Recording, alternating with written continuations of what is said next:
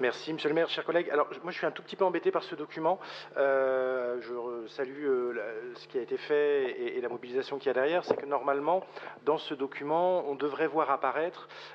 déjà un bilan un peu plus complet. Là, je pense que c'est un document de communication qui est présenté en annexe de la délibération, mais normalement, ça nécessite un... Alors, même si ça va en contradiction avec ce que disait monsieur le maire tout à l'heure sur... on va pas mettre tous les agents à faire des rapports tout le temps, mais néanmoins, ce qui permettrait normalement de faire un point sur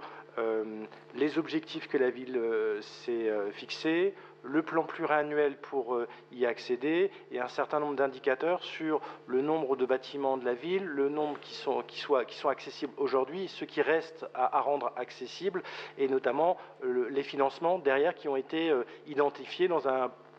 plan pluriannuel chiffré, enfin c'est ce que propose le CGCT, hein, c'est pas moi qui l'invente, et donc c'est pour ça que je suis un peu embêté de cette présentation, parce que normalement on devrait avoir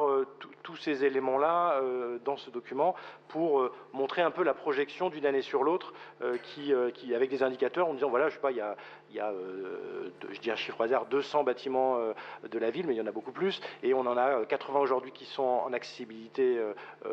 totale, il y en a 10 ou 20 qui ont besoin d'investissements lourds, il y en a qui ont besoin d'investissements légers, et normalement on doit pouvoir suivre en fait